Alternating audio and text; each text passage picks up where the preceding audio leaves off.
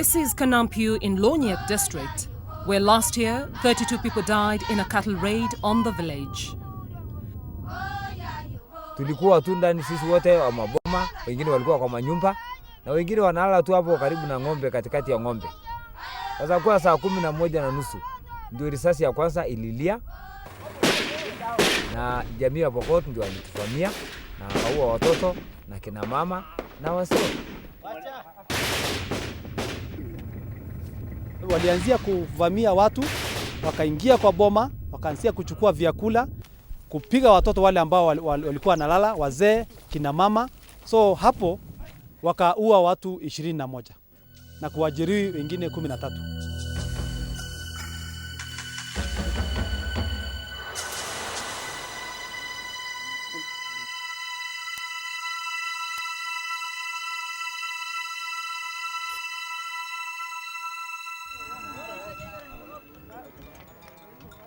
Cattle rustling is the cast of most pastoralist communities in Kenya.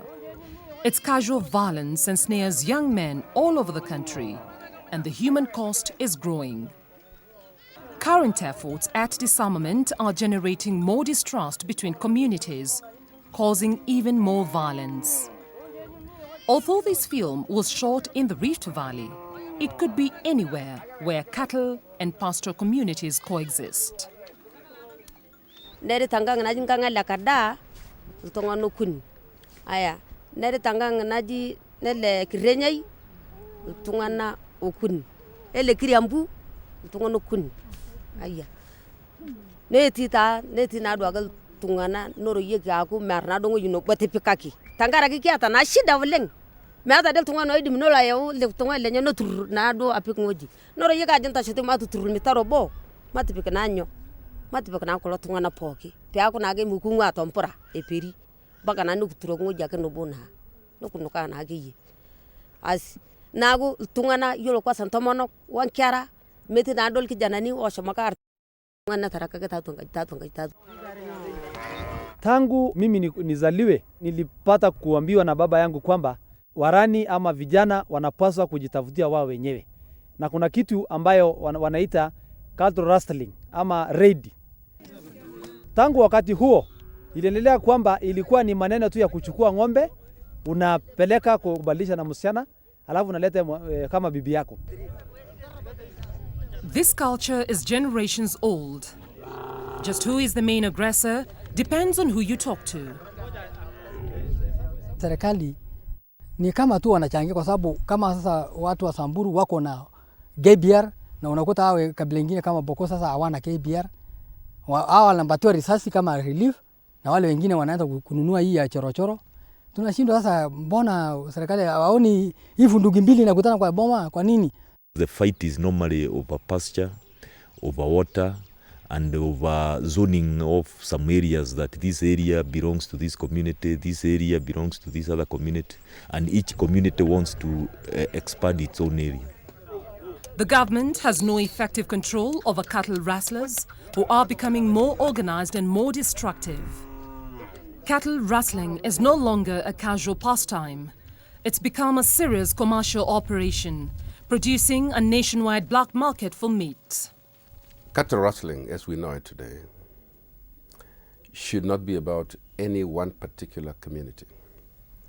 It's about the amount of time and energy, the number of young people, and the factors inspiring them to utilize their energies and their intellect. It should not be about Samburu being better than the Pokot, or blaming the Pokot because of Samburus, or blaming the Turkanas and things like that. All the pastoral districts of the country suffer from some degree of cattle theft. Its culture does not belong to any particular tribe. It pervades all communities where idle young men are out to prove themselves.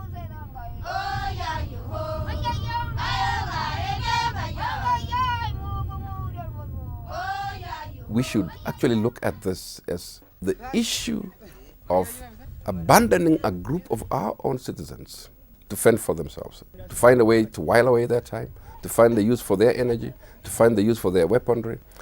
And we have left them for many, many years, to the extent that they have perfected this this desire to continue this way, sometimes to the extent that you might think it's an entertainment. Sasa kama vijana yote ni $100, hakuna kazi wa serikali. Mtu sasa ambaye amesoma mpaka form 4 kuna D standard dropout wengi, hata ukiongelea kwa hii vita wote wenye wameuliwa wamekufa ni mtu amewahi fika standard 6 and above, ni mtu amefika form 2 and below. Sababu nini? Ameonja kuchua utamu ya kuwa na pesa. Hivi karibuni hii mambo ilibadilika kabisa, na vile teknolojia inazidi kukua, ni kwamba hata wale wachungaji wanaona kwamba kumbe iko pesa ama iko biashara ambayo wanaweza fanya kutokana na wizi wa ng'ombe.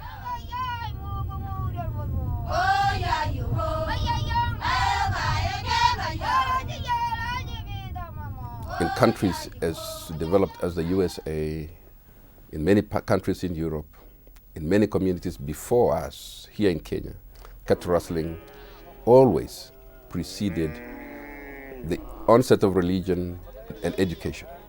I grew up in a cattle rustling area, but I went to school early, so I know nothing about cattle rustling. I could not even know how to execute it because of education. For pastoral communities, their cattle is their bank. Loss of cattle means loss of livelihood. Ninyamana to yo to kiting. Amo ki matu kulle ni kirita. Na nyam shara lang. Na nyamali chuang bog nanga tinikin chop. Na nik matolodo, nikin yankiri, nikin yonkuruma, nikin ymushelle, nikin jobe namuka, nikin jobe masejo. Rate masejo ni ro edu kabisa. Nedo kisha mi yo pingitang. About a month after the raid on the Samburu in Kanampyu, Apokot village was invaded by Samburu cattle raiders and the village lost all their sheep. Saa 9 karibu saa 10 atoni ngala la nyuba kliti anabi le manyuba kituli ngile kichesote kalgunyo atoni yaso anyi lo pungoni manganyo ne nyukia mara nyulo kya chota nyine nyukia chota toril kalgunyo ne nyukira nyukia gichona uka porio to nyukar chini nyo moja ye boyon lan porio to nyukar chini nyo mananga kanyo ne nyugal magwale ke cheng ke tingu akonga. Violence at this level has been going on for generations. But in recent years, there's been subtle but menacing change. Evidence is growing that traders from outside the district are exploiting cattle rustling for commercial gain. Look at who is organizing these raids and who is benefiting from the organization of these raids. Because definitely it is not people in the communities involved who are benefiting. Definitely it is not them trying to sort of up the marketing of what they have as goods and services to supply.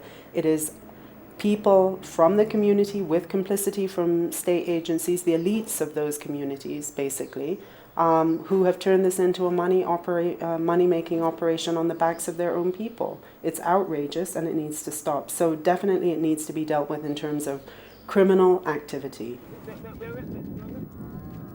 There is what I call conflict entrepreneurship element. People who are trading, people who hire young people, supply them with guns, collect animals and sell them in specific locations that are known. There may also be public servants involved in this kind of trade. And I'm saying so because evidence has been picked in terms of telephone that are dropped by the business people. And this has been, pictures have been taken discreetly and given to provincial administration, and no action has been taken.